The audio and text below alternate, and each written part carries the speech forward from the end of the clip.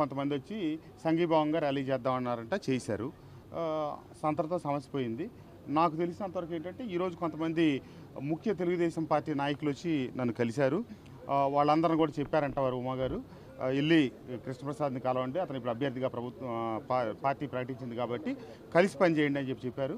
దాని మీదటే ఈరోజు నేను కొండపల్లికి సంబంధించిన చుట్టకుంట శ్రీనివాసరావు అట్లాగే ఆ బ్రదర్స్ అందరిని కూడా కలిశాను. పార్టీకి సంబంధించిన యంత్రాంగం మొత్తాన్ని కలుస్తాను. ఈరోజు రేపు ఎల్లుండి 3 రోజుల్లో పార్టీ ముఖ్యులందరూ కలిసి తర్వాత పెద్దలందరితో కలిసి తదుపరి కార్యాచరణ నిర్ణయించుకొని ప్రకటించి తదుపరి కార్యక్రమాలు చేస్తారు.